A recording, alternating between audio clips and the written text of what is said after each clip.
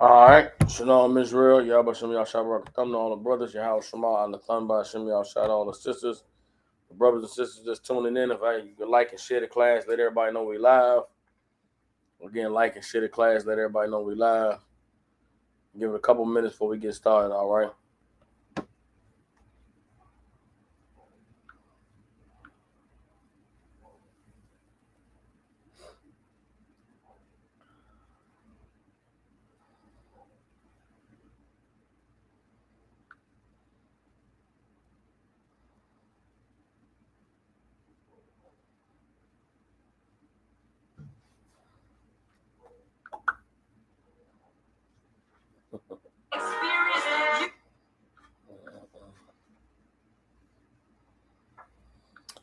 All right, Shalom, Israel. You're on live with the Israelite School, UPK, Priest and Captain Soccer War, holding down the class from Memphis, Tennessee.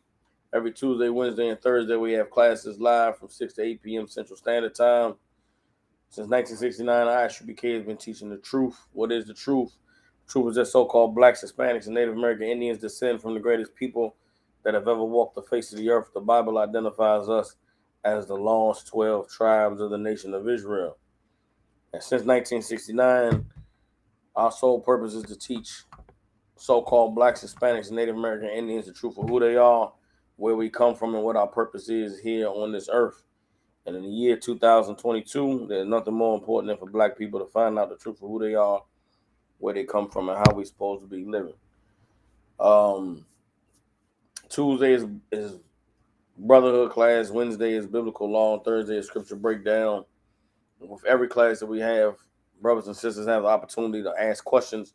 If there's any questions you have about anything pertaining to the Bible, pertaining to life, anything you want to be enlightened on, you ask those questions here in these classes. You'll be able to get the answers that you need to apply to your life so that you can grow closer to being a man and a woman that the Most High intended for you to be. All right. Tonight's class, we're going to talk about the Most High punishing sinners and evildoers. Right now, a very popular topic in the news. Some rappers got recently indicted, brought up on RICO charges in the state of Georgia.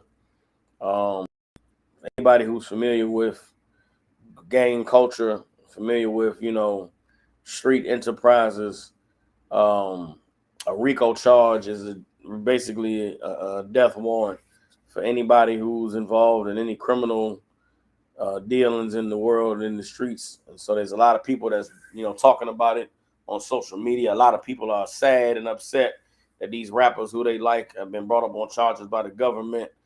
But I want to take some time tonight to just address the reality of life for so-called blacks, Hispanics, and Native American Indians being God's chosen people.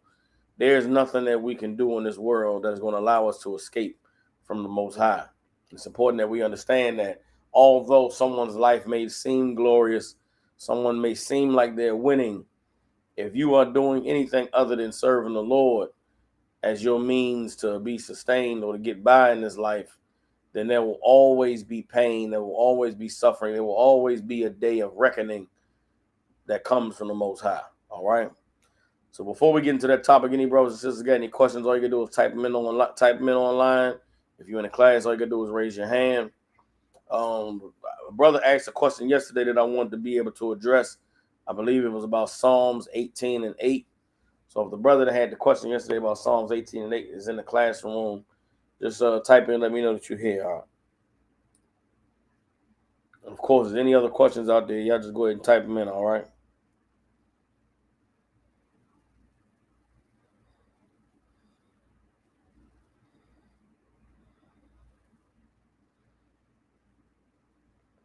All right. All right. I don't see anybody typing anything in. So what we're going to do is we're going to go to Psalm chapter 18, verse 8, so I can answer that brother's question. If he coming to the class later, I'll just have him refer back to the beginning of the class. All right. So reading Psalms 18 and 8, I'll read it, and then we'll go back into get some context. All right. Psalms 18 and 8 says, there went up a smoke out of his nostrils, and fire out of his mouth devoured. Coals were kindled by it. Verse 9, He bowed the heavens also and came down, and darkness was under his feet. Verse 10, and he rode upon a cherub and did fly. Yea, he did fly upon the wings of the wind. Keep reading verse 11. And he made darkness his secret place. His pavilion round about him were dark waters and thick clouds of the skies. Verse 12, at the brightness that was before him, his thick clouds passed, hailstones and coals of fire. Verse 13, the Most High also thundered in the heavens, and the highest gave his voice, hailstones and coals of fire. All right. So what are we talking about? We're talking about the day the Most High visited the earth. Right. And we'll get to context. I'm going to go back up to verse 1 so we can read on down and get an understanding of what this is saying. Then I'll break it down and explain literally what it's referring to. Okay. So this is Psalms 18:1. The Bible says, this is before the verse, to the chief musician, a psalm of David, the servant of the Lord, who spoke unto the Lord the words of this song in the day that the Most High delivered him from the hand of all his enemies and from the hand of Saul. So it's important to understand that the book of Psalms is a book of music that David wrote to the Most High. If David was a man that lived today, if David was an Israelite on the earth today, what kind of song would David make to the Lord? David would make a rap song. You understand? When you understand, when you read the Bible, you got to stop thinking of white people when you read the Bible. You got to think of black people. And when you're dealing with David or dealing with the tribe of Judah, you got to think Negroes in America. You understand? And when you think of the Bible in that context, a lot of the things that you read will give you an entirely different perspective than what you had growing up in the church or just growing up reading the Bible on your own, not knowing what it is you're reading. David was a man who was a hardcore killer. This is the cat that slew Goliath. This is the man that went and fought wars to unite all of Israel. David was a gangster, to say the least. David was a killer. David was not, Brian McKnight. David was not, Prince. He wasn't, some other soft singers. He wasn't Michael Jackson. David was a killer. So when David goes to make a song to the Most High about getting victory over his enemies, David's song isn't, oh God, glory is thee, I love thou. That's not the song that David's singing. David has just gotten victory and has won, and David is going to sing to the Lord about the power the Lord gave him to destroy these enemies and to crush his ops. And that's the song that we about to read. All right. And it's important to have that context, because without it, you'll think you're reading the words of a man who's just a Christian.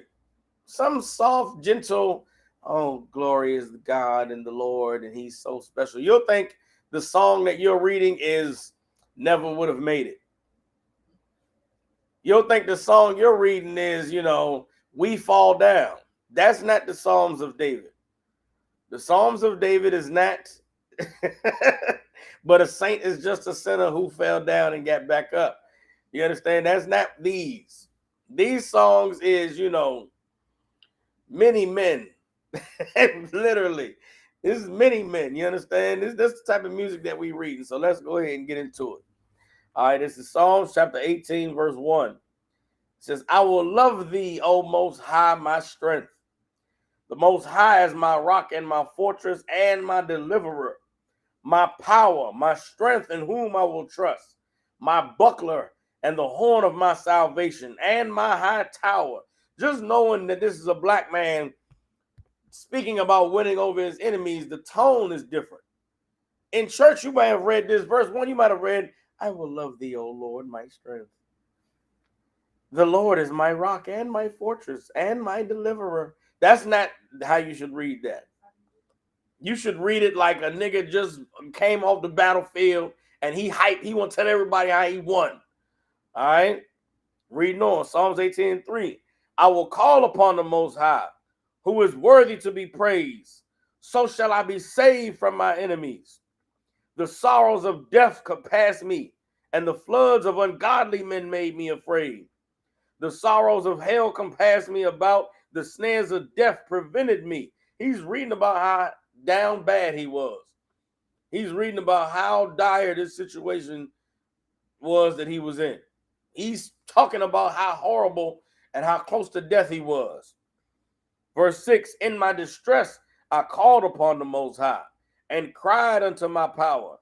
He heard my voice out of his temple, and my cry came before him, even into his ears. So he's talking about how he prayed and he cried to the Most High.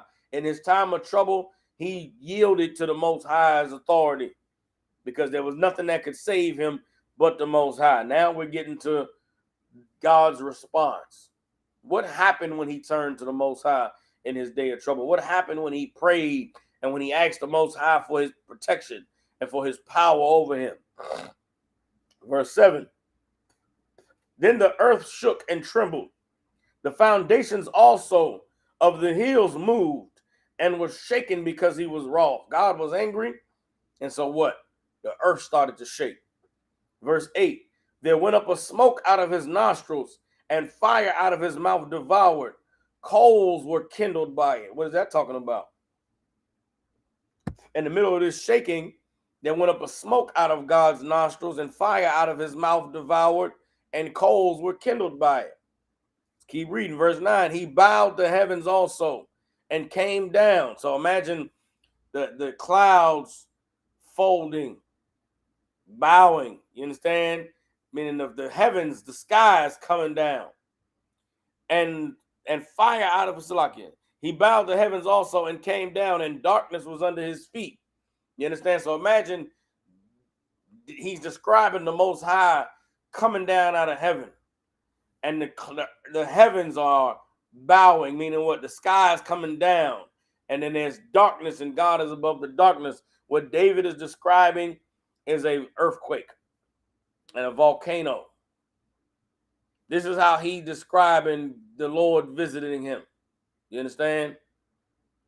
Now, what occurred that David is describing? David is describing what they call a natural disaster. He's describing an earthquake with the earth cracking and fire and smoke coming out of the earth, and a thick dark cloud in the sky, and thundering and lightning.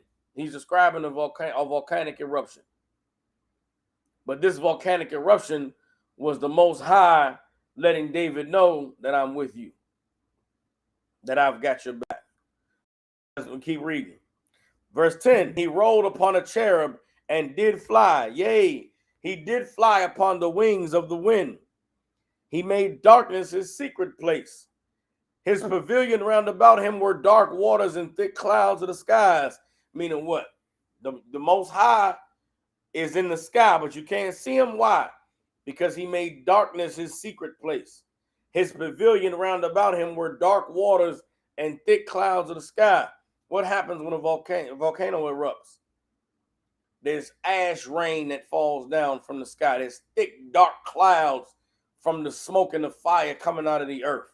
You understand? David is describing this volcano, but it is the Lord visiting the earth. You understand? And is David unique in this experience? Is David unique in experiencing a volcanic? Now, we live in 2022. Right now I'm in Memphis, Tennessee, right? There's no active volcanoes near Memphis, Tennessee. But people think of a volcano erupting like it has to be, you got to be able to see the mountain where the volcano is. Like it got to be close to you. But that's not how volcanoes work. That's not how earthquakes work. You understand? If there was a volcano eruption right now in Mount St. Helens, which is all the way up in Washington, the Pacific Northwest of America, if Mount St. Helens was to erupt with the power of what it's capable of erupting, you might feel an earthquake here in Memphis, Tennessee. The smoke and the fire that would go into the sky from an eruption like Mount St. Helens, you might be able to see the smoke from Memphis, Tennessee. Now, Mount St. Helens is 1,000 miles from here. But that's how powerful volcanoes are. You could be nowhere near it at all and see the dark cloud in the sky from the burning of the volcano. So when as David is describing this volcano, don't think it was a volcano that erupted in Israel down the street from David. He's looking at the volcano down the street. This is not that. This is a volcano happening someplace else, but it's happening as David is on the run and is fearing for his life and is praying for the power of God to cover him. The Most High visited David in that volcano, wherever it was on the earth at that time. Everybody understands? Reading on Psalms 18 and 12. At the brightness that was before him, his thick clouds passed, hailstones and coals of fire. There's thick, dark clouds and hailstones and coals of fire coming out of it, because that's what's coming out of the volcanic eruption. Out of the ash cloud, hail and fiery rocks is falling to the earth. Verse 14, yea, he sent out his arrows and scattered them, and he shot out lightnings and discomfited them. Then the channels of waters were seen, and the foundations of the world were discovered at thy rebuke, O Most High, at the blast of the breath of thy nostrils. All right, so we can stop it on that. For the brother that asked the question, Psalms 18 and 8 is describing a volcanic eruption. All right, now for context, let's go into another part of the Bible where the Most High came and visited his people who were calling on him, and they witnessed it in the form of a volcanic eruption. Let me go book of Exodus.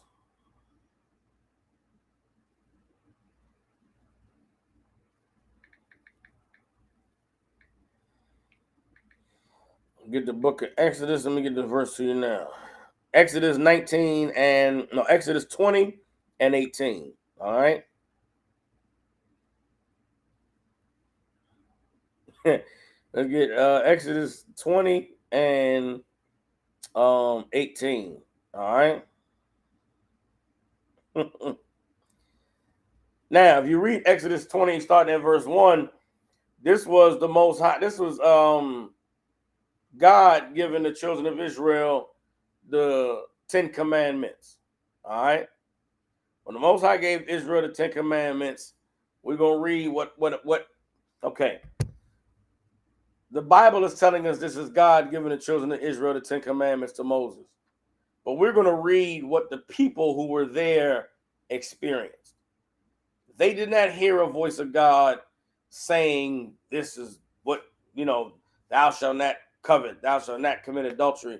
They didn't hear the voice of God. Moses heard the voice of God. But while Moses is hearing the voice of God and writing the 10 commandments, we're going to see what everybody else who was there experienced, all right? This is Exodus chapter 20 and verse 18. It says, and all the people saw the thunderings and the lightnings and the noise of the trumpet and the mountain smoking. And when the people saw it, they removed and stood afar off. There was a earthquake, smoking at the top of a mountain with lightnings and thunderings, clouds gathering, and the people said, hell no, we out of here. They left the mountain, left from near the mountain, everybody fled. Verse 19, they went and stood afar off.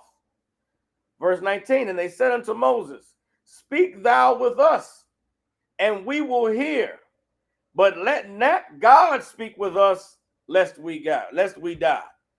Moses said, come on, y'all, to this mountain, man. God said he wants to talk with us.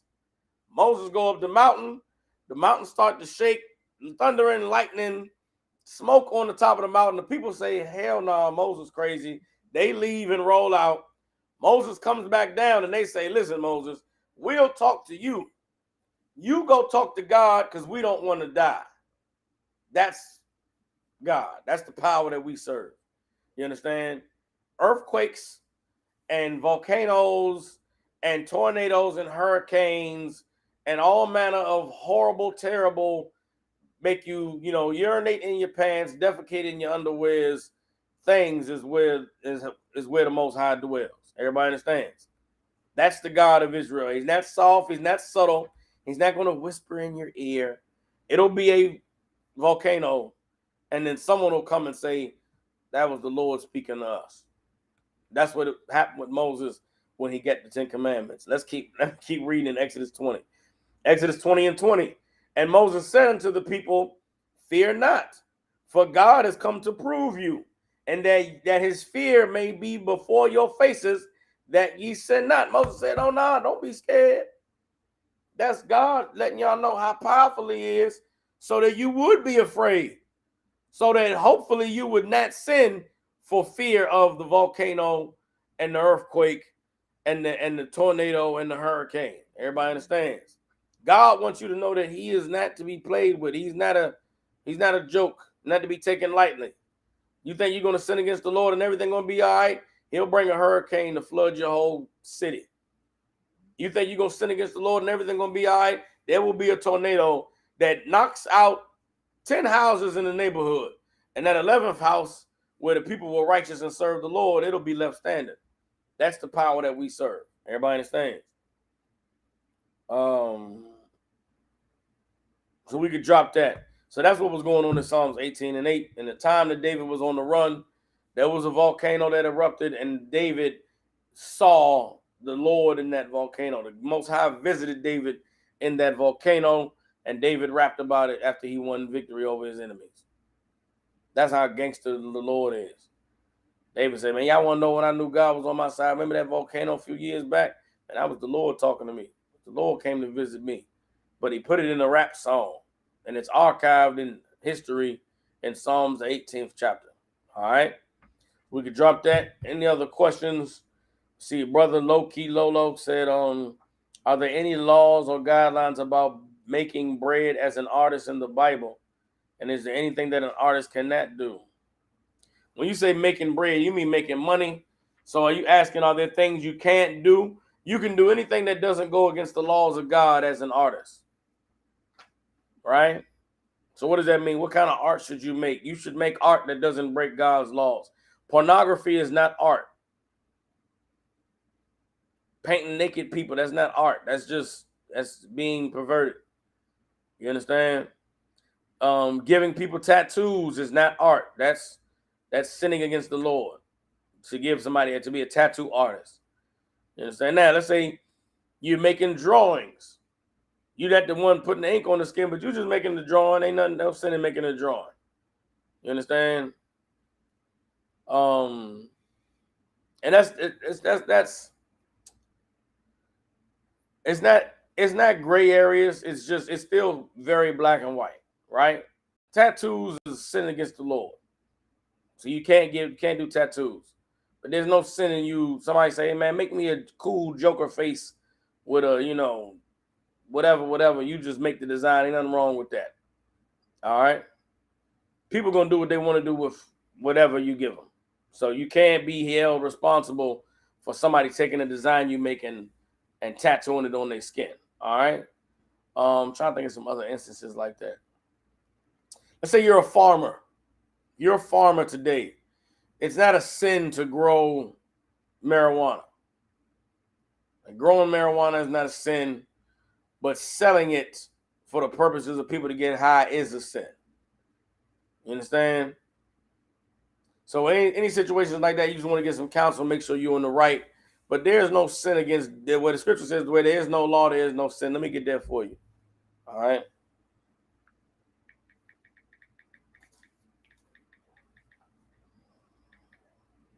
This is Romans chapter 4, verse 15. Real quick. Low-Key Lolo, you said, what about a regular picture? You got to help me out. Taking a picture of somebody naked is pornography. Let's say a woman, this horrible, evil thing I seen Mother's Day. I don't know where this comes from. It must come from just black women that haven't been raised by anybody at all. But these mothers who take naked pictures with their kids, and it's usually a boy.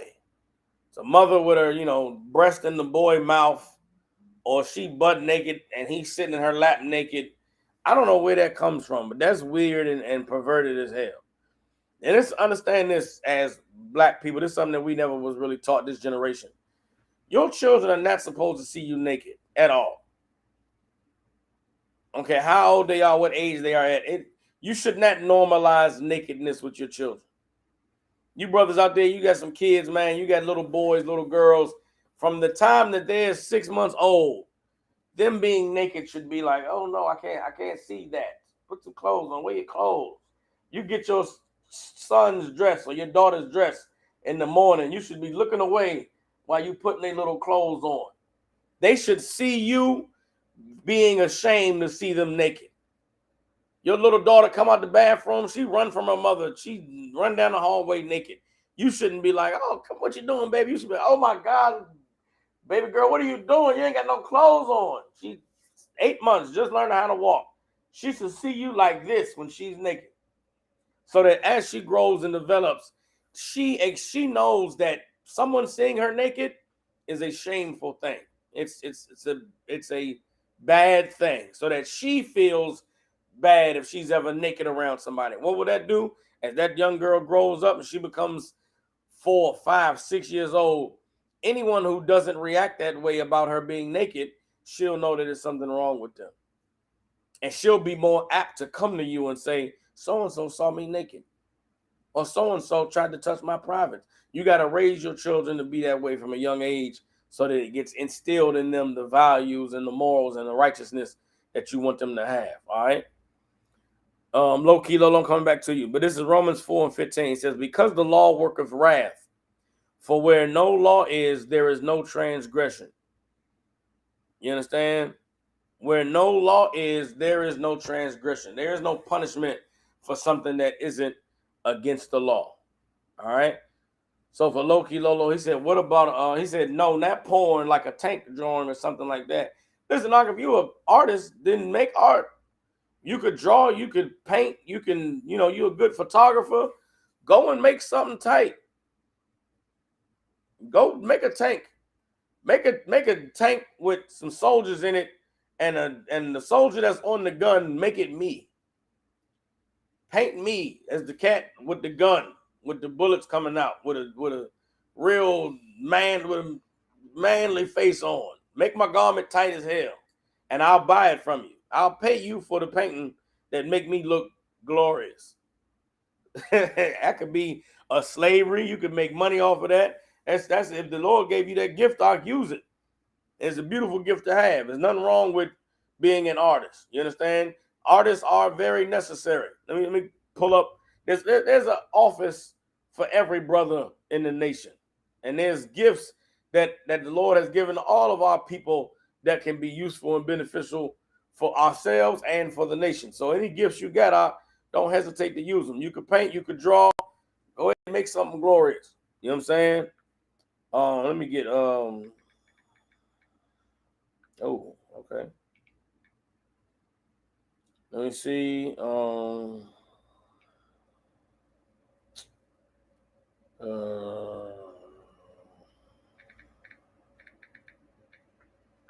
Okay. Okay, let me see. All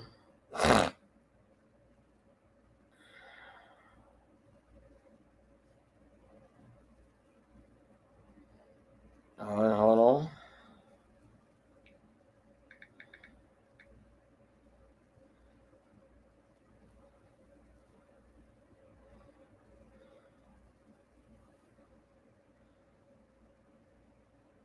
All right, hold on.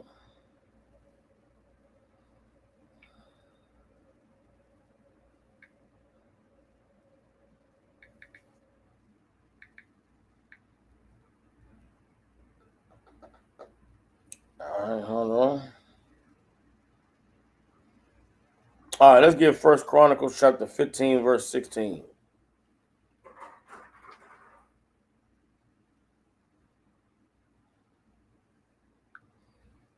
All right. The brother said he want to make sure 100% he's not going against the Most High. All right, low key. Let me ask you this: what would make you think that making art would be going against the Most High?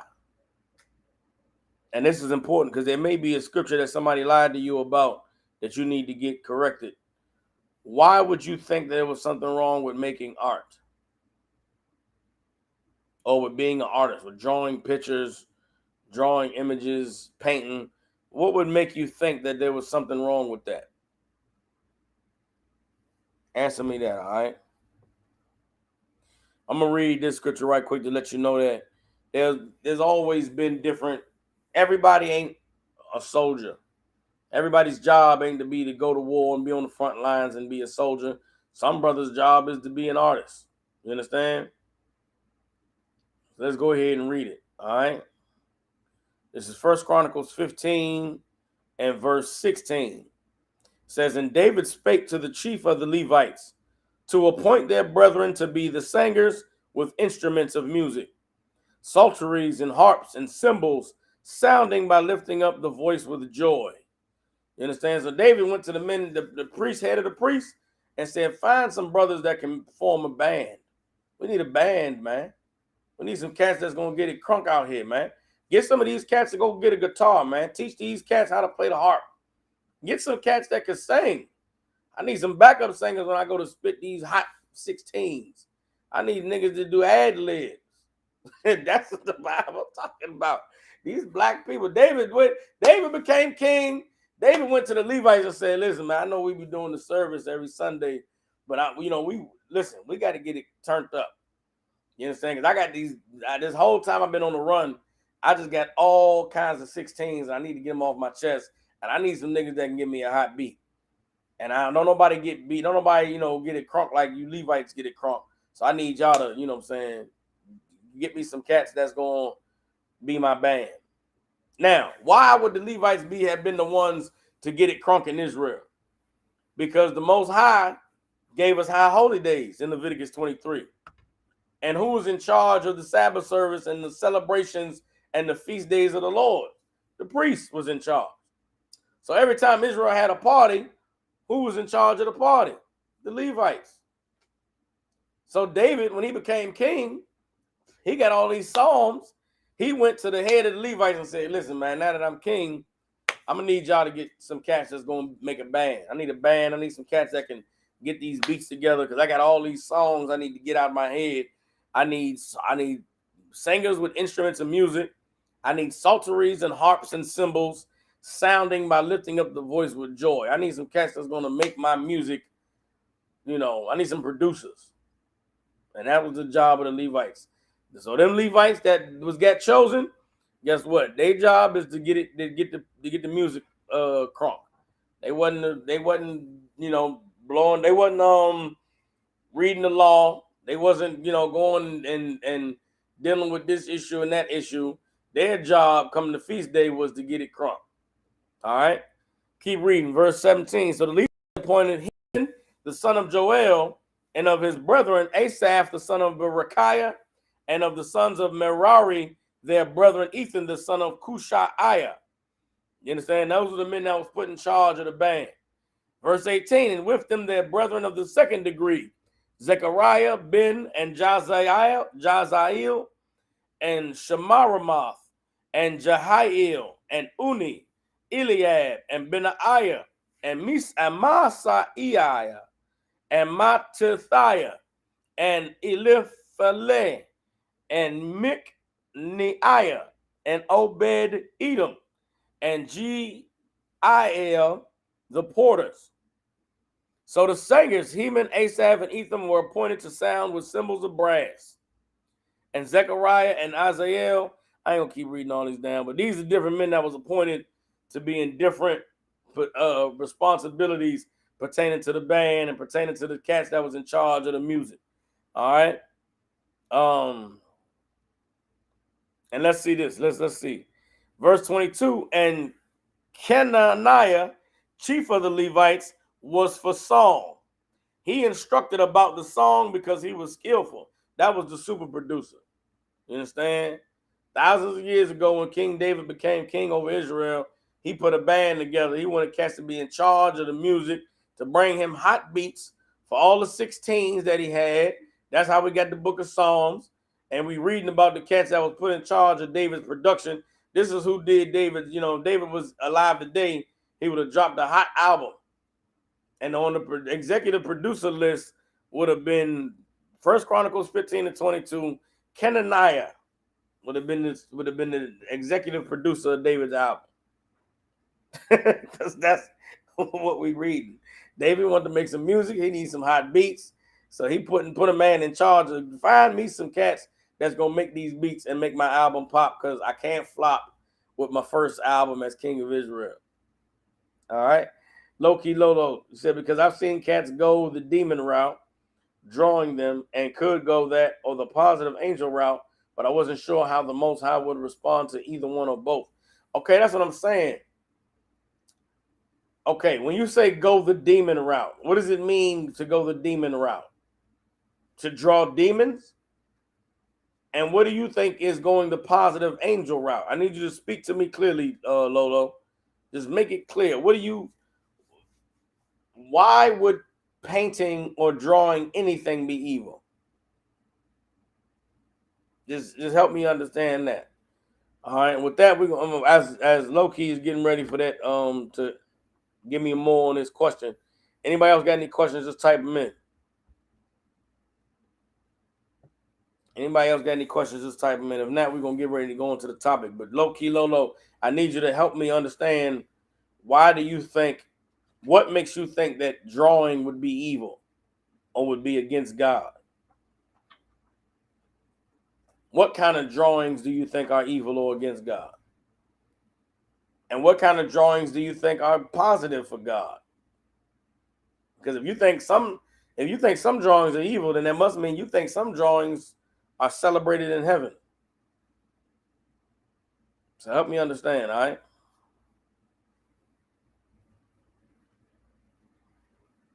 All right.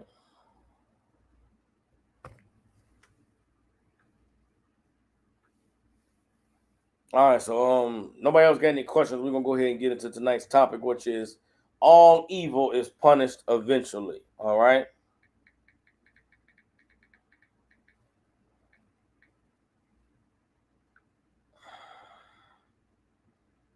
All right.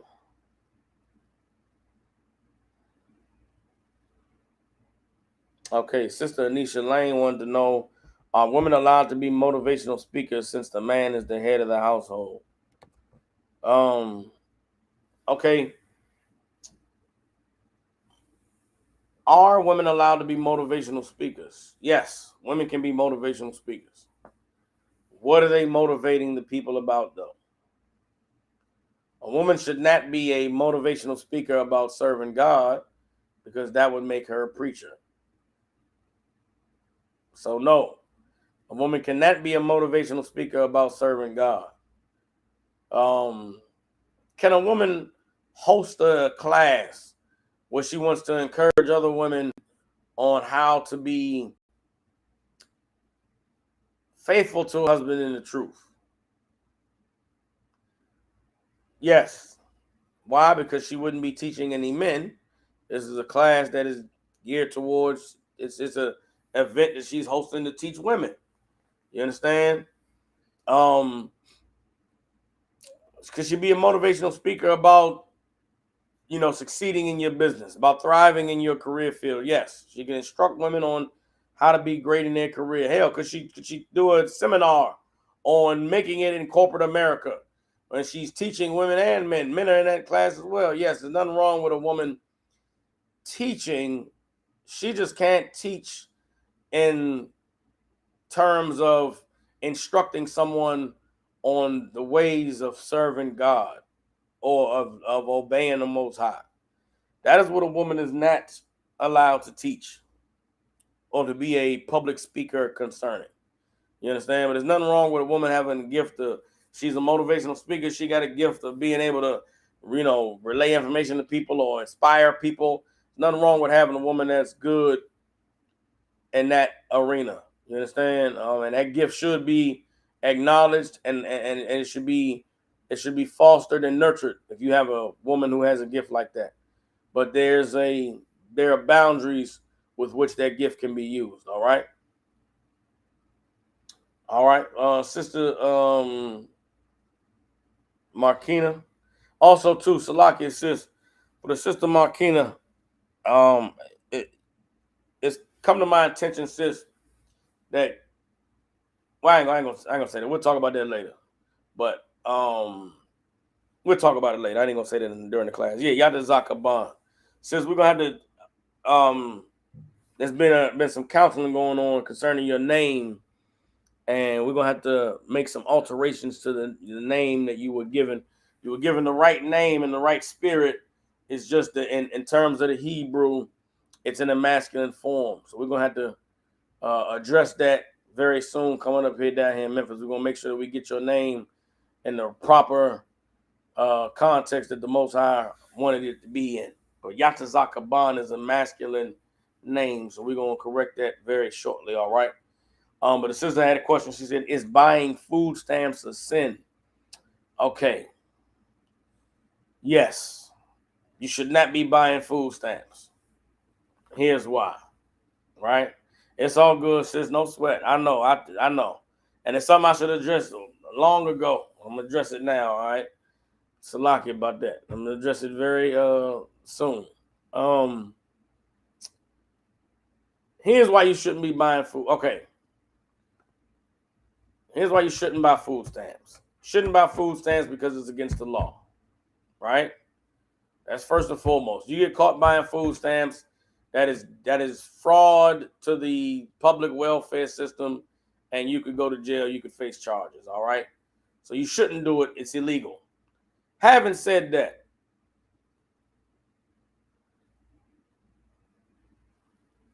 okay, there's a way. Okay, if you just flat out buying food stamps, that's a sin. There's nothing wrong with someone who's getting public assistance, making a trade with you for food products that they can purchase with the money they have in exchange for you purchasing things for them with cash that they don't have. You understand? So if you're making a trade or you're helping each other out, there's nothing wrong with that. But you shouldn't just be buying somebody's food stamps. And as a brother or a sister in the ISUPK, you don't need to buy food stamps. If you got $100 and you need that 100 to stretch to 150, just put in a request for $50. You ain't got to buy somebody's food stamps. Because 9 times out of 10, the person who's selling food stamps, they're getting that cash to go get high, or they're going to do something that they really can't afford to do. They shouldn't. If you can't afford to get your hair done because you want public assistance, then you should just not get your hair done. You ain't got the money to go to the club this weekend because all you got is this $300 in food stamps. Go get the kids some goddamn food and don't go to the club. You understand? But if you're a brother or sister in the truth and you just need a little bit more money for your groceries, just put in a request to the school. You understand? We should not be on the same, we shouldn't operate on the same level as people in the world. People in the world is buying and selling food stamps and finding every trick and, scam of the trade to get by. You don't got to do that. You know what I'm saying? I'm praying for the brothers and sisters who didn't get caught up in that, caught up in the damn PPP mess that came about a couple years ago. Anybody that took out a PPP loan and knew that they ain't had no goddamn business, didn't read the paperwork, just took somebody's word for it that I can get you an extra $20,000. I pray for you because the white man is coming for his goddamn money. And the white man going to get it in blood. And you took that out and you in the truth, shame on you. Because whatever the hell you needed or thought you needed for $20,000, you could have came to the school for that. You put your request in for $20,000 in school, say, what you need $20,000 for? Oh, man, well, sir, I wanted to something, and this and that, and my woman, we ain't never had no trip. Well, you need to sit your black ass at home. You don't need a trip. She don't need a trip. You sit home. Because you didn't need the $20,000. I know some people got them loans. They blew that money on dumb nonsense. Ooh, we blew that money. And the white man going to come forward. You ain't got no receipts. You ain't got no business with 50 employees. You ain't even got no health insurance your goddamn self. Your kids ain't been to the dentist in 3 years. It's just bad. You shouldn't have did it. You understand? But we, as men and women in the truth serving the Lord, we should be above those things. Any little get-rich-quick scheme, any little thing to get an extra leg up, we ain't got to resort to those types of things. You understand? And so, no, you shouldn't be out here buying food stamps. Again, it's illegal, and you want to do anything to avoid the appearance of evil. It's not something we should be doing in the truth, all right? All right, Loki Lolo said, positive is like drawing Moses or somebody like that, and a demon could be like an angry skeleton or like a red beast with horns. in my head anyway. I guess the energy of the picture could make it. Yeah, okay, so Lolo, that's what I'm saying. None of that is good or bad. Drawing Moses is not positive or negative. Drawing a demon or angry skeleton or red beast is not positive or negative, because it's just a drawing. Now, here's what makes it positive or negative, evil or bad, and good or wrong. If you're making an image of something for someone to worship or for someone to bow down to, that is where it gets into the realm of good and bad. You understand? Here's what the Bible says about art and what makes art go from being neutral and just a gift you have to being something that's evil. All right.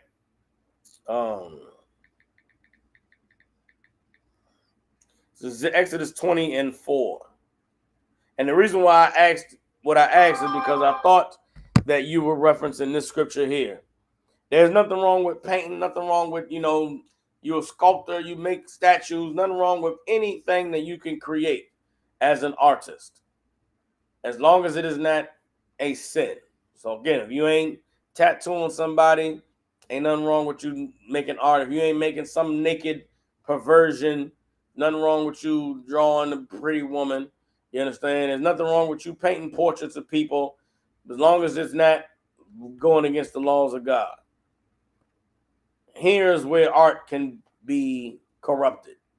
Exodus 20:4 says, "Thou shalt not make unto thee any graven image or any likeness of anything that is in heaven above, or that is in the earth beneath, or that is in the water under the earth. Thou shalt not bow down thyself to them, nor serve them, for I am the Lord thy God, am a jealous God, visiting the iniquity of the fathers upon the children unto the third and fourth generation of them that hate me." So, what makes art corrupt? When you create something that people will worship. When you create something and say, "This is God. Look, this is a picture of God." You create something, you say, "Yeah, that's Moses, man. We should bow down to this. We should bow down to Moses when we see him, man. We salute Moses." Now you're sinning. Now you've created a God. You've created something for people to worship. That Jesus and that cross in that Christian church is a graven image. Why? Because people see that church, they see that cross, and they do this here, like God is with them. Them Catholics, forget about it. They go cry at the feet of the statue of Mary. Some pasty white broad like this, they go cry at the feet of the statue. They go kiss the feet of the wooden Jesus and cry and pray, and all the nonsense that is involved with idol worship over there. And you're Muslim, you got to travel over there to Mecca and circle the Kaaba 7 times, which is a little square building. In the corner, one corner, is a little black stone. You got to go kiss that black stone if you want to make it to Muslim heaven. That's idol worship. That is demonic and wicked, and it goes against the Lord. You understand? But you making a drawing and a painting or something because you got some good skills, ain't nothing wrong with that. Again, paint me on a tank at the back of the front of the machine gun, maybe with a couple shells shooting out the gun that's blasting, and there's a couple shells shooting out, and I just look real hardcore in an amazing garment. My beard got to be illustrious and down to where the shield on my shirt is. Make my beard longer than what it is, and I'll pay you for it. I will buy it if it's a good piece of art. Now, if it's garbage, I'm gonna say, "Salak, y'all, you should keep your day job. Just stay in class, getting all black." But if you got a gift, ain't nothing wrong with you monetizing that gift. All right. All right. With that, we moving on. Any other questions? If not, we're gonna go ahead and get into tonight's topic. All evil is punished eventually. Now, again, the reason why I decided to do this topic is because it came out in the news that in Fulton County, Georgia, the district attorney has indicted 28 people, 3 of whom are famous rappers, on RICO charges. RICO charges is go ahead and pull up the information on the whole thing. Make sure I ain't saying nothing wrong. Hold on.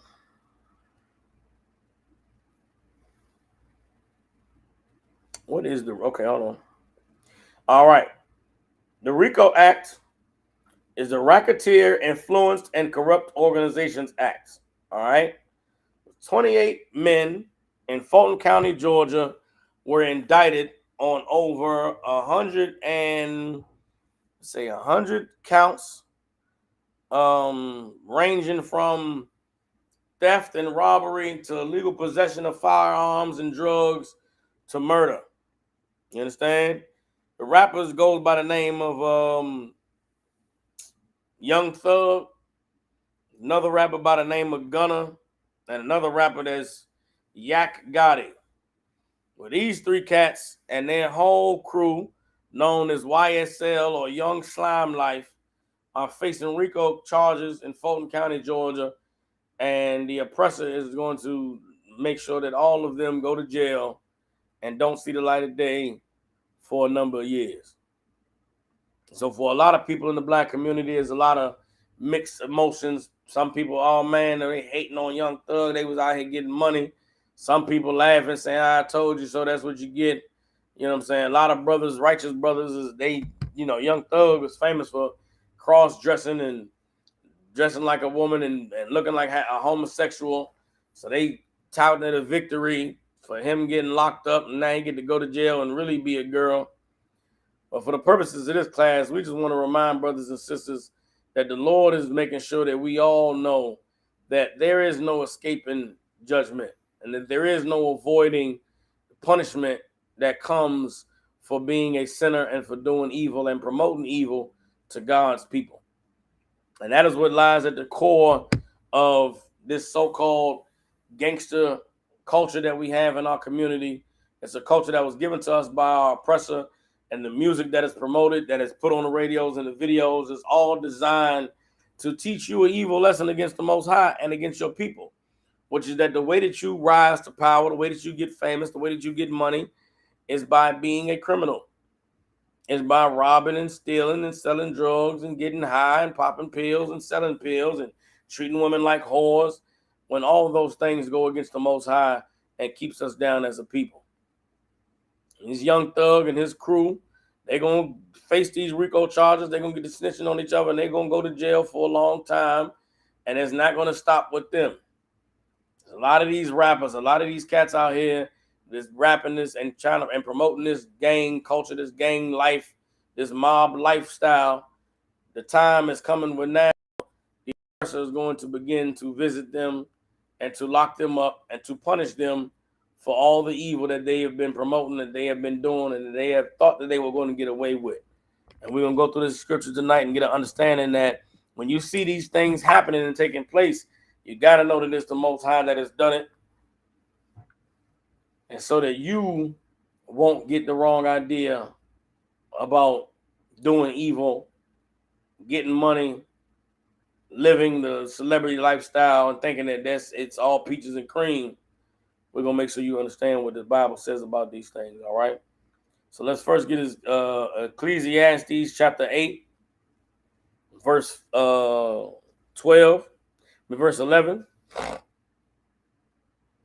Ecclesiastes chapter 8, verse 11.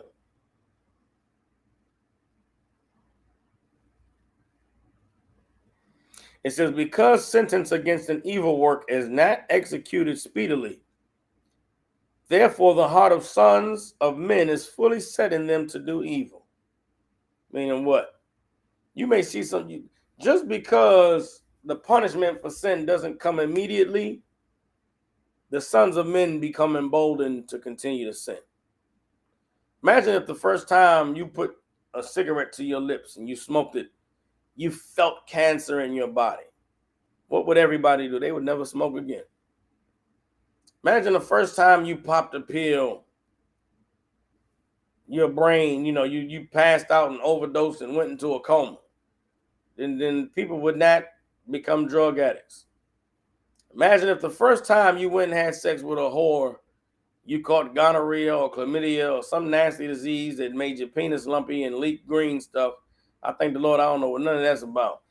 Something like that happened to you the first time you had sex, and guess what? You would not have sex with no more whores. But that's not the way life works. Sometimes in life you sin, you look around, don't nothing happen. you get emboldened to sin again. Nothing happens the second thing. You just, hey, now you out here on the block. You started out with a cord. Started out with nickel rocks. Now you selling the key. You think that it's peaches and cream and God is with you because you done made your way in the drug game. But then one day, here come the feds. And when the feds come to you, the feds don't come with just a suspicion of drug dealing. No. The feds come to you with pictures, with voice recordings, with video footage of some cat who you sold drugs to, with the video buying the drugs from you. And in that day, you know that God was never with you. You understand? Keep reading. Ecclesiastes 8:12. Though a sinner do evil 100 times, and his days be prolonged, yet surely I know that it shall be well with them that fear God, which fear before him. Meaning a sinner could do evil 100 times, and his days be prolonged. Oh, he balling out, he doing it big. He's starting out of control. You understand? Being a black man in America, I watch many cats blow up, man, get money, ball and do it big. But you just sit back and you watch long enough. Here's what you gotta not be. Don't be a hater. You wanna know how you can not be jealous over somebody else's successes? Just don't be a hater. Realize that for every man and every woman, there's a lot that we've been applied to us in life. You know what I'm saying? I think the Most High that I've never been the type to be jealous of anybody else's success because I've always known and appreciated what the Most High has given for me to have in life. And I've lived a life where I've had the good, I had the bad. I balled out and had money, and I was a broke nigga. And at no time did any of those statuses change who I was to the Most High. Because even when I had the money and was doing it big, I knew that I was a sinner and that the Most High was not pleased with me. And in the times when I sacrificed and I was broken, I didn't have nothing. I never felt like a bum. I never felt like I was a ain't nothing man because I knew that I was serving the Lord and the Most High was pleased with me. So I've never looked at what somebody else had and was jealous and wish I had their life and why he get to shine and stunt. Listen, we all got our day. And these cats that just caught these RICO charges, they had their day. I'm sure it's plenty of nights they was in the club, ooh, popping bottles, throwing money, shooting videos, riding nice cars, all the new designer clothes. But when they was brought before the judge to hear their charges, it was blue jumper suit. Wasn't no diamonds, wasn't no bling bling, just you in that cold cell in them handcuffs. So even though the days of a sinner may be prolonged, those that fear God know I'm better off just serving the Lord. And there's many of us that's in the truth. We could have chose something else in our lives if the Lord allowed us to. I know if I'd have stayed in the world, I would have gotten money. I'd be getting money. Somewhere, somehow, I'd be getting money. But the Lord chose for me to be serving him, and I'm thankful for it because guess what? I'm still getting money. And that's the blessing that comes from you serving the Most High. But those who didn't choose to serve the Most High or didn't think that that was an option, they chose to serve their own lust and their own flesh. And now they're reaping the rewards for their evil doings. All right. Let's read verse 13. But it shall not be well with the wicked, neither shall he prolong his days, which are as a shadow, because he feareth not before God. And that's the lives of these brothers, these 28 brothers that just got indicted. Their life is but a shadow. Hey, you know what? Ain't nobody gonna remember them nights in the club. Ain't nobody gonna remember them balling out. Ain't nobody gonna remember, nothing. There's no legacy for a sinner. There's no remembrance of what they did because they're just like every other cat that went to jail. Every other cat that sold drugs and did evil, and the feds came and got them, and the world goes on. All right. Drop that. Let me get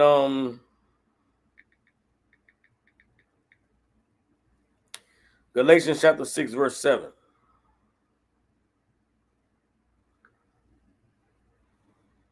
Galatians chapter 6, verse 7.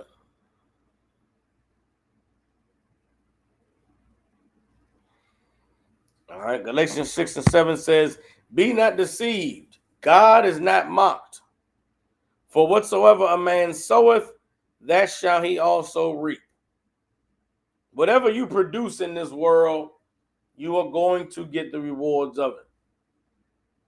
You cats is out there, you selling drugs and you doing evil, you murdering, you robbing, you killing. That's what you're sowing into the earth. You're putting that to the earth. You're giving that to the earth. So what is the earth going to give you back? The earth is going to give you back murder and robbery and theft or imprisonment. You understand? The Most High is not to be mocked. Whatever a man sows, that shall he also reap.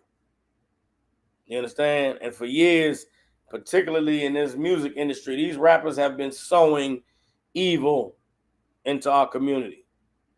They've been sowing a spirit of murder and rape and drug dealing and prostituting and whoremongering.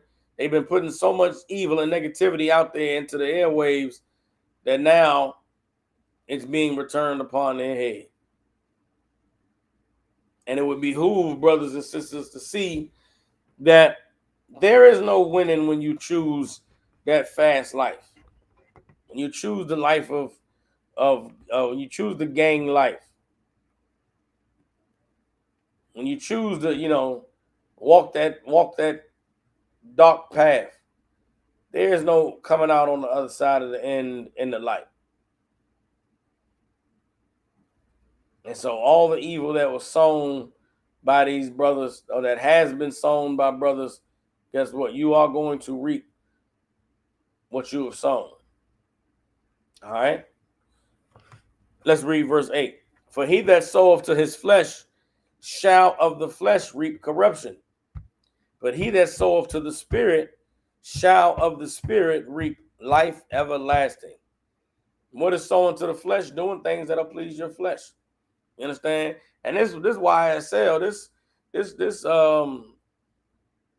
young thug, again, not only was he promoting the gangster killing, the gangster life, the gang and the violence and the murdering, but he also was promoting that homosexuality, promoting that transgenderism and that cross-dressing and all that nonsense that brother did.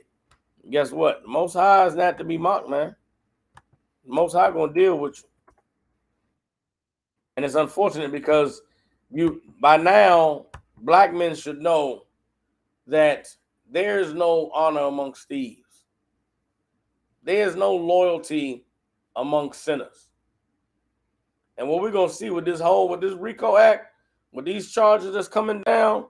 Let me see if I can pull up some of these pictures. Here's what we're gonna see real quick with this entire indictment, right? With this whole young thug and gunner and all of this, this young slime life, which is what they call a gang. What we're gonna see real quick is that these is not real niggas. We're gonna see that there is no loyalty amongst these men. There is no honor among thieves. I'm trying to find some pictures. I ain't gonna put them up. I ain't gonna bother with it. You understand? There is no honor among thieves. What you're gonna see is this crew of men who call themselves gangsters and killers and murderers, and they'll ride on you and ride on your mama. They gonna all snitch on each other. I don't know these brothers or how long far they go back or how much they know each other, but I can tell you this: young thug is not making it out of prison. They already what I'm looking for, denied his bond. Usually you get some charges, you go to jail. The judge will give you go have a bond hearing, the judge will give you post bond. They did not let young thug post bond. You want to know why? Because the judge wants the pressure to turn up. They denied Young Thug his bond. See something. See if I got this. Okay, hold up. Okay. They denied Young Thug his bond because the goddamn judge doesn't want him to get out and talk to everybody and tell everybody, man, everything gonna be all right, man. We're gonna be good. I'm gonna get everybody out. No, they want the pressure to mount and the pressure to build up. So Young Thug is in jail right now. Young Thug's bail was denied, which means he's going to sit in prison behind bars until his trial date comes up, unless his lawyer is able to pull some strings and get it so that he can. Unless his lawyer can pull some strings, get him a bond hearing, so that the judge will let him come out. What's going to happen is, while Young Thug is in jail behind bars, the pressure is going to start to get turned up on all the other members of his crew. And while the pressure is getting turned up on all the other members of his crew, guess what? They are going to snitch. And they are going to spill the beans. And they're going to do whatever they can to buy themselves just a little bit of mercy from the courts. Let me see something. Hold on. All right. That's what I want to do.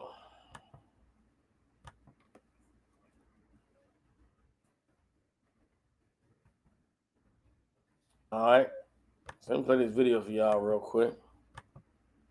And that's what I want y'all to see.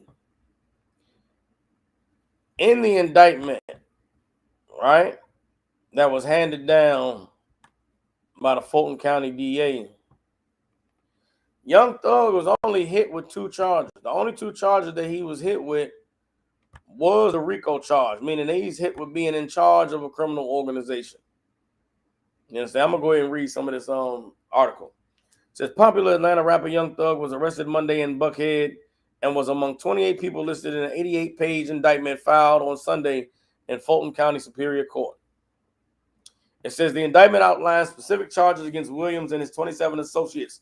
The court documents refers to the group as the Young Slime Life Enterprise and stated that members conspired to associate and with others for the common purposes of illegally obtaining money and property through a pattern of racketeering activity and conducting and participating in an enterprise through a pattern of racketeering activity. All right.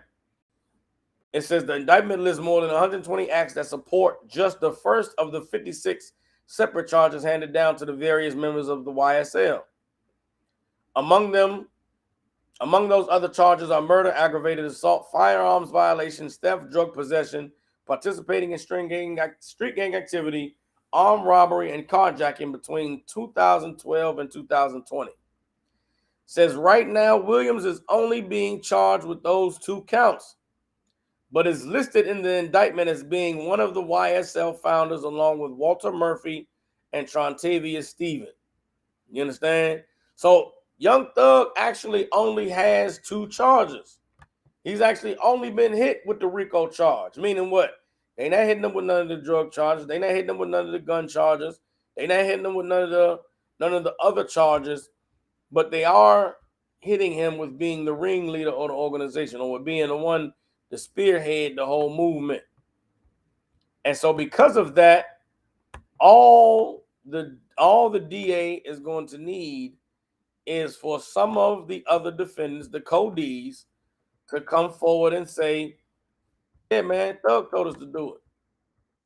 Oh, yeah, if they told us that we was down with the gang, we had to do this, we had to do that. Which means what? Even though he's only got 2 charges, unless these brothers have a righteousness among them, like we have in the UPK, they're going to fold, they're going to snitch, and they all going to go to jail. And that's what's going to happen. They're going to fold, they're going to snitch, and they all going to go to jail, because that's what happens when the oppressor comes at you with the RICO charge. Now, let's go to Romans chapter 13. Let's go Romans chapter 13. And understanding why you shouldn't be a criminal. why you shouldn't do evil, why you shouldn't think that there aren't consequences and repercussions for your actions. Because the Most High warned us long ago, you understand, that there is no such thing as not having to see the terrible power of Israel. See something.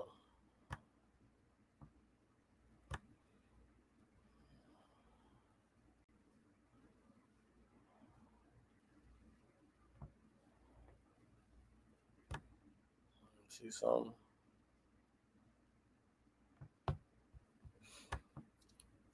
I'm gonna read some.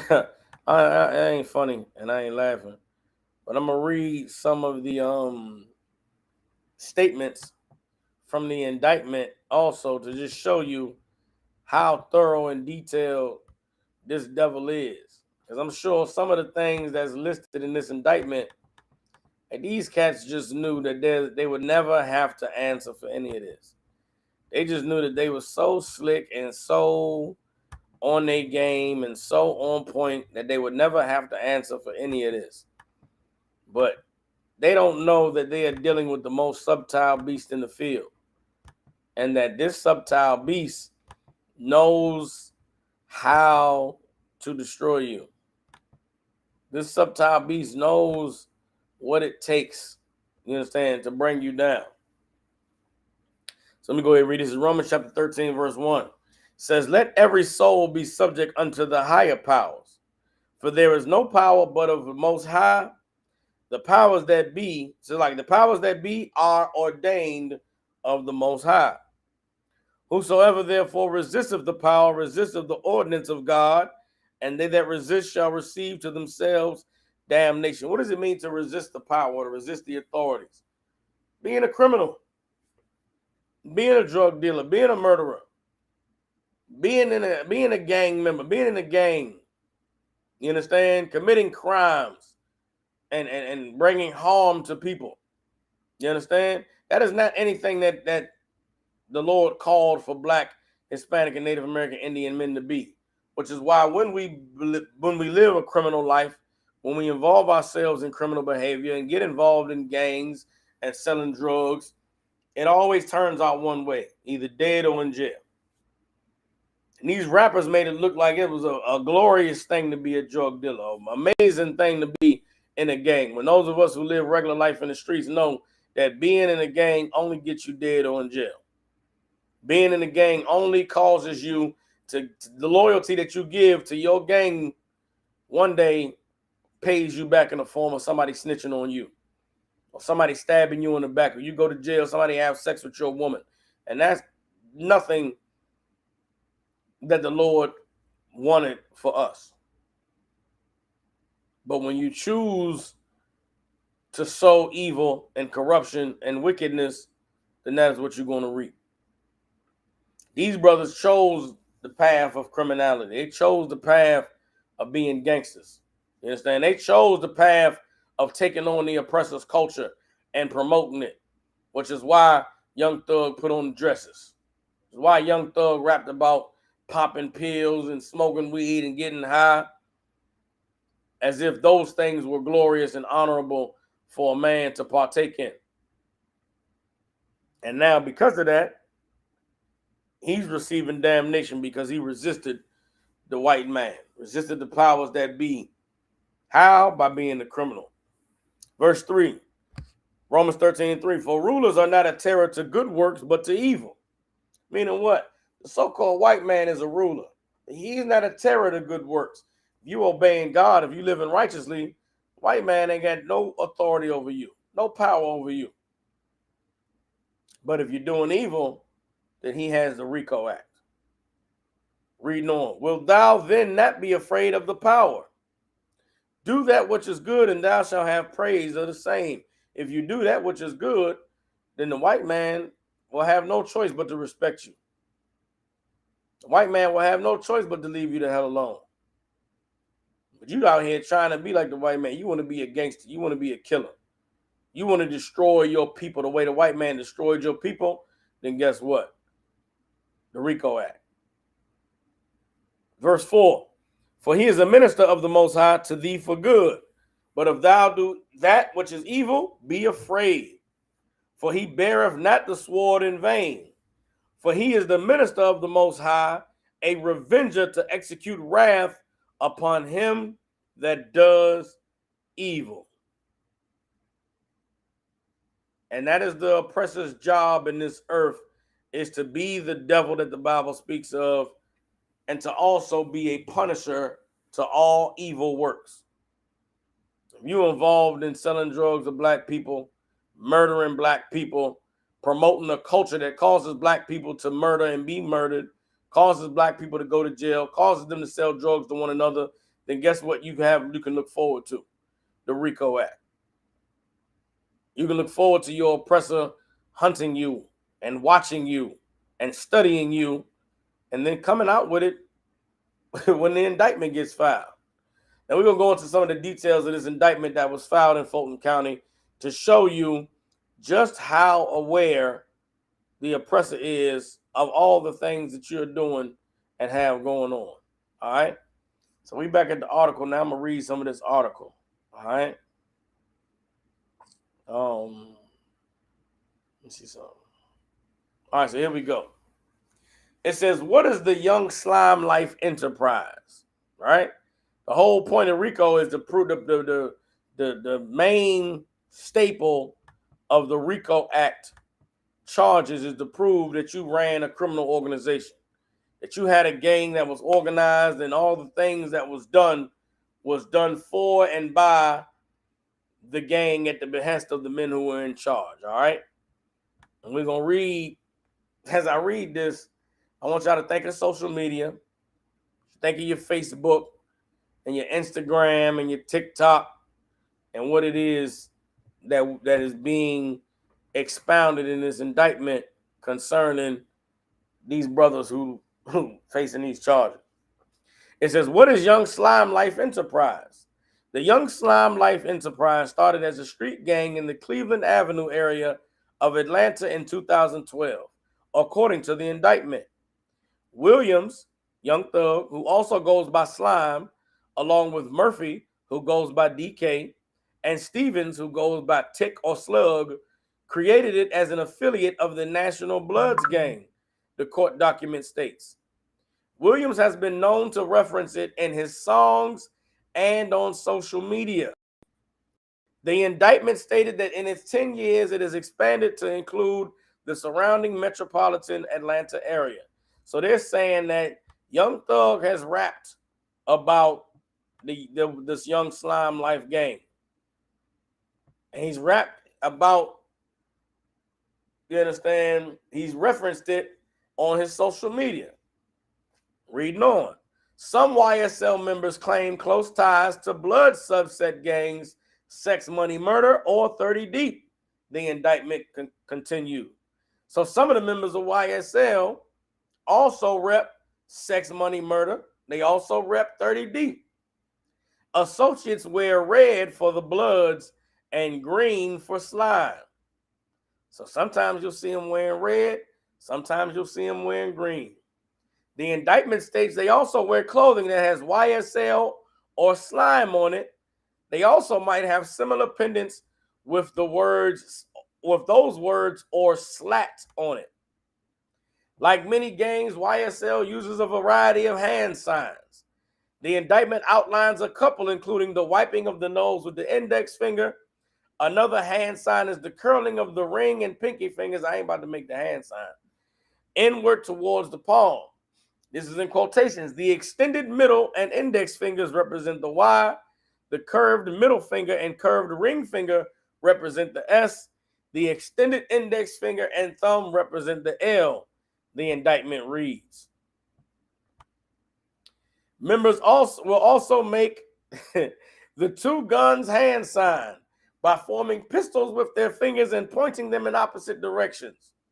The words blacked, meaning blood love all the time, and slat, meaning slime love all the time, are also used, the court document shows. They also refer to Cleveland Avenue as Bleveland, replacing the C with a B.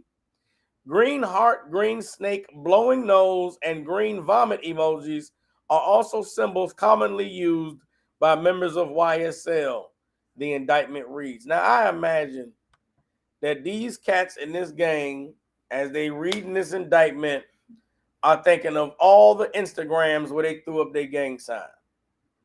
Thinking of all the music videos where a nigga wiped his nose like this. Thinking of all the pictures on social media of them with YSL or slat on their clothes or black. And they're thinking to themselves, how could we have been so goddamn stupid? How could we have been so foolish? You thought that Google and Android and Apple gave you apps or gave you text with all of these emojis for fun. They just wanted you to be able to express yourself. No, nigga. They gave you emojis so that you could tie yourself to your gang so that when the RICO Act charges came down, they would be able to go through all your text messages and say, see, here's a message right here. The green snake, the vomit emoji, and the goddamn blowing nose is them talking about gang activity.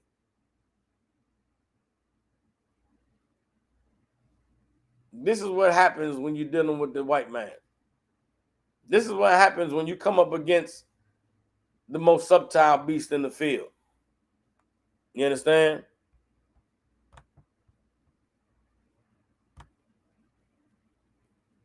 Let me drop that. Let's get Shalaki. Hold on.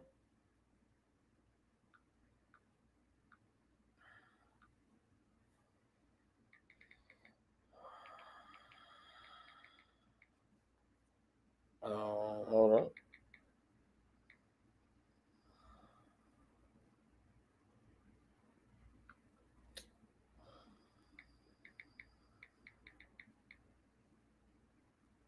All right, let me get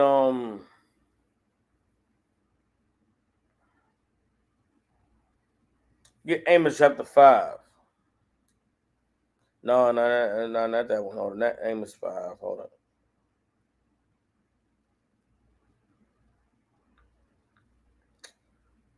Oh, here we go.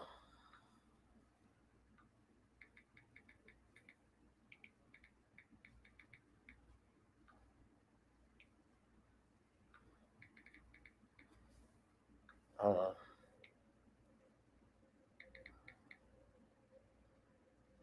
Let's get Psalm chapter 10. Psalm chapter 10.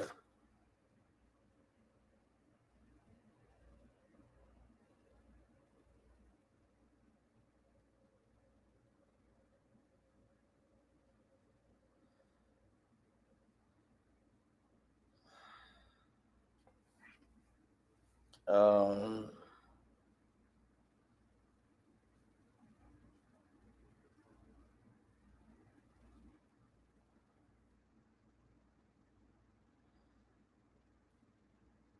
Hold on.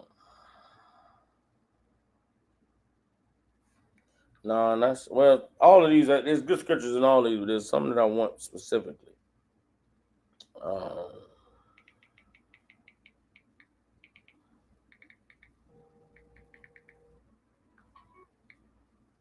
all right, let me get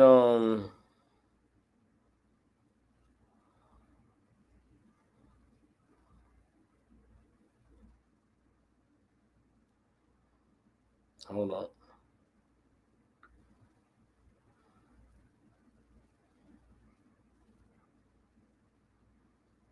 No, hold on.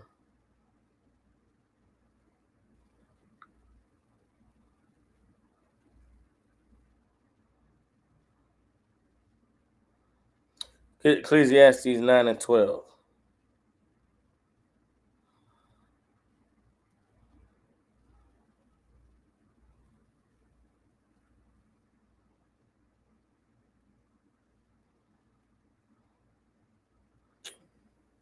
Ecclesiastes 9 and 12. There's another one. Hold on.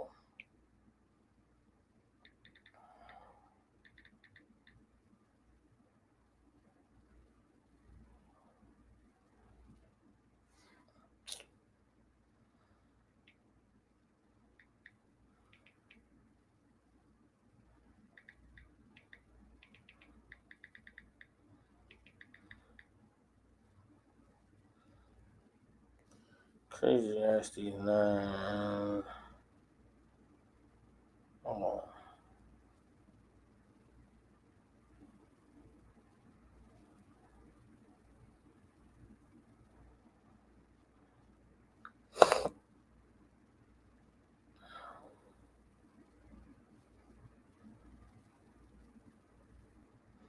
Man.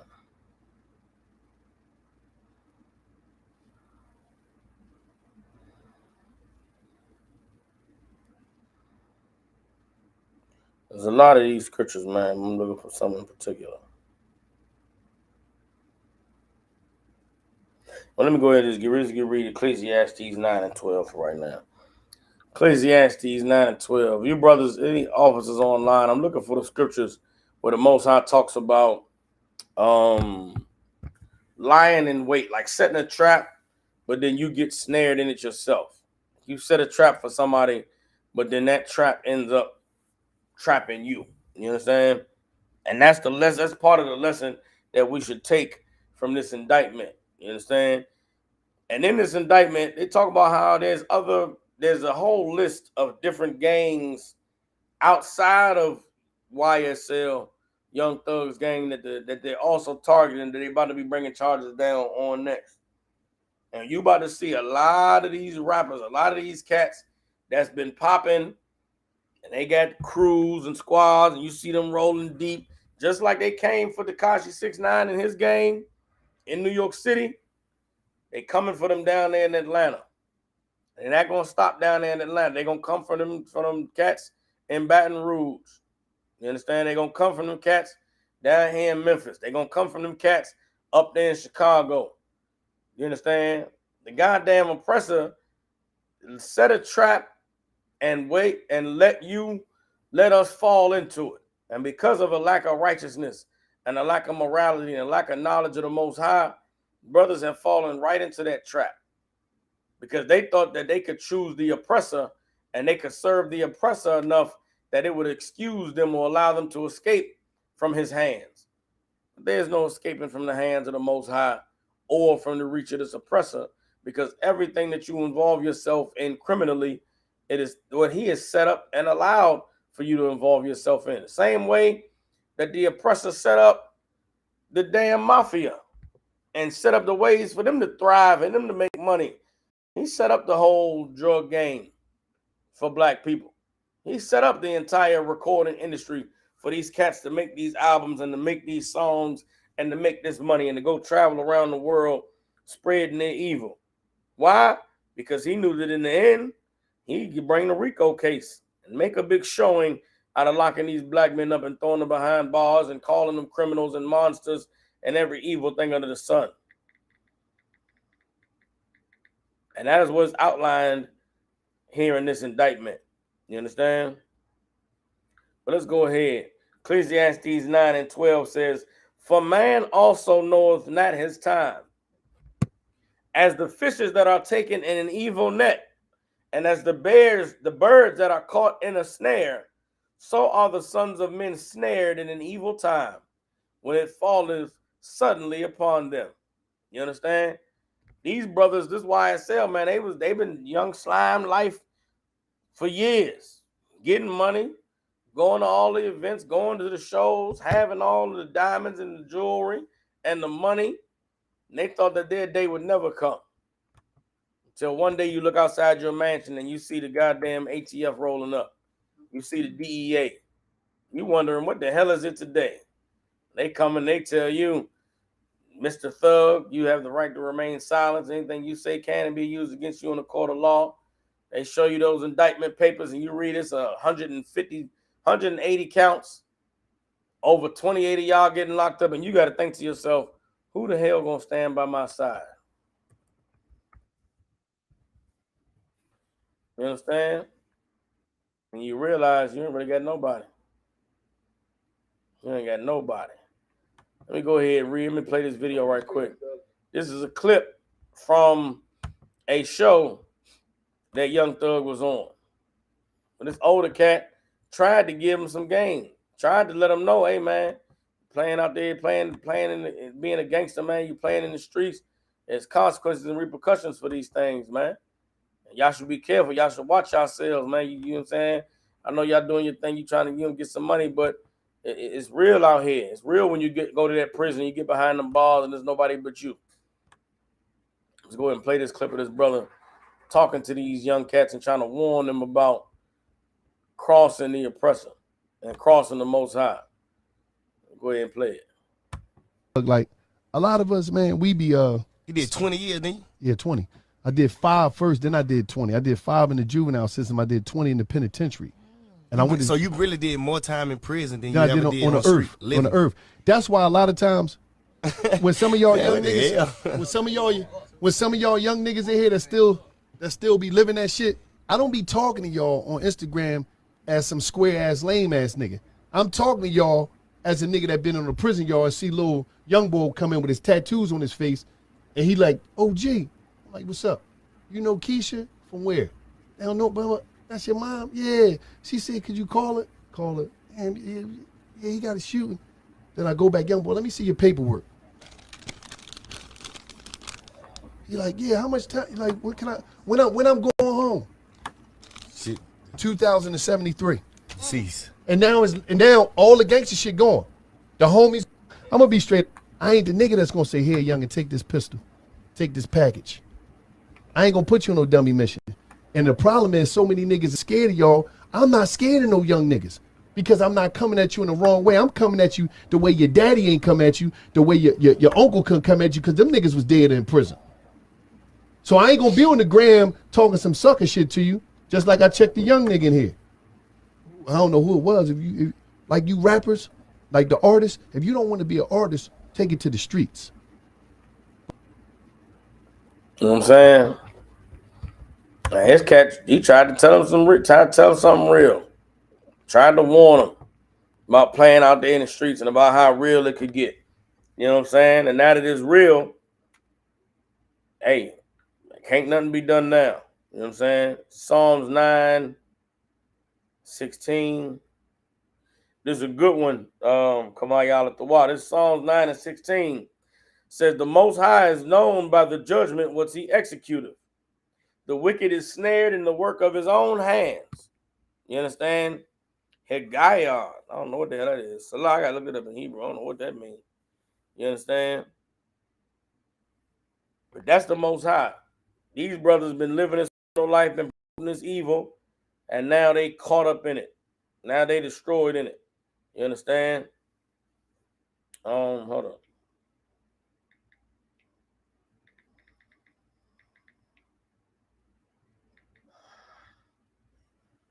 Matter of fact, hold on. I think I got the one I want now. Here we go. Proverbs 1. Proverbs 1:10. All right.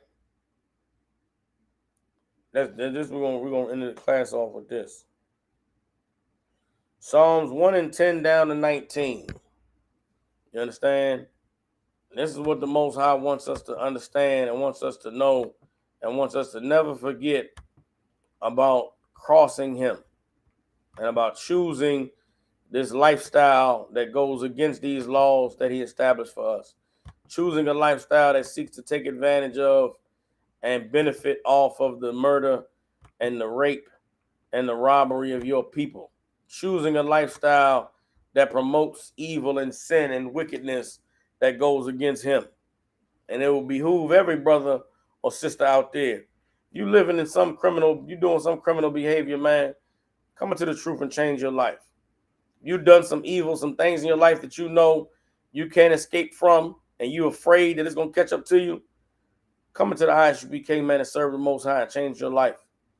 You go to sleep at night and can't, you having nightmares and wake up in cold sweats because you're paranoid and you're afraid, always looking over your shoulder or what's coming because of the dirt that you know you've done. Come into the ISUPK and change your life and become a new man so that the Lord will deliver you from the punishment that awaits for the evil that you've sown in the earth. It's never too late for you to get right with the Most High. And getting right with the Most High is the only way to avoid his punishment and his judgment for the wrongs that you've done. Proverbs chapter 1 verse 10 says, my son, if sinners entice thee, consent thou not. Meaning what? Somebody's a sinner, they doing evil, and they come to try to get you involved. Consent not. Somebody try to get you to join a gang? Hell nah. They try to get you to be down with something? Nah, man, I ain't down with that, man. I'm good on all of that. If only some of these cats would have not consented to be down with the YSL. They would have been smart enough to not be caught making hand signals and running their hand under the finger under their nose. You understand? And pouring slime and slatting black all on their clothes. They might have been able to avoid the RICO charges. If only Young Thug wasn't dumb enough to so thirsty for some clout and to be known as a gangster, he rapping about all of the murder in the song. He rapping about all of the killing in the video, in the song, and getting everybody brought up on charges. You understand? Hold up. It's a lot. If only they knew better than to be posting all of their business on the social media and on the internet, trying to be famous, trying to be known. You understand? Then maybe they would have been able to escape this RICO indictment. You understand? It's a lot. Let me go ahead and keep reading the scriptures. This is Proverbs 1:11. If they say, "Come with us, let us lay wait for blood. Let us lurk privily for the innocent without cause. Let us swallow them up alive as the grave, and whole as those that go down into the pit. We shall find all precious substance. We shall fill our houses with spoil." What is that? Let's go rob this nigga, man. Let's go jack this nigga. He ain't even gonna know what's coming, man. We can get all that money, get everything he got. We could be balling, man. We could be up. The Lord said, when they come to you to try and entice you and convince you to join them, verse 14, the Lord said to consent not. Verse 14, cast in thy lot among us. Let us all have one purse. Meaning what? Let's all be down together, man.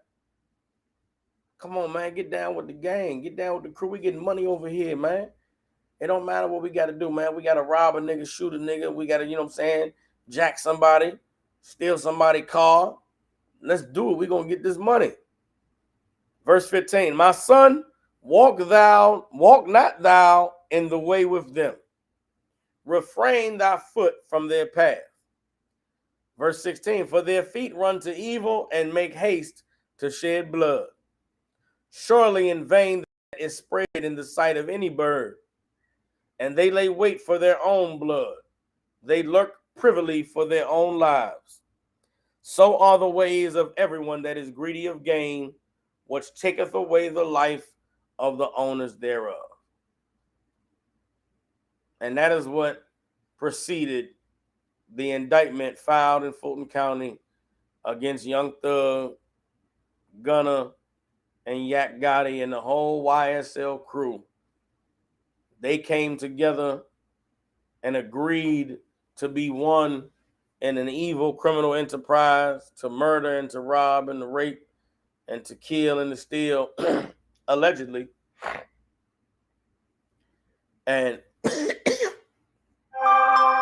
they should acknowledge that it is the hands of the Most High that is allowing them to fall into the pit of the oppressor for the evil and the wrong that they have done.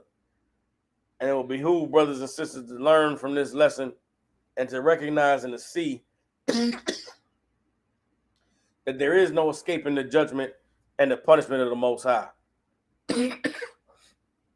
That's why we should choose to serve him, choose to live an honorable, righteous life, so that we would never have to be caught up in what it is that we see these brothers caught up in.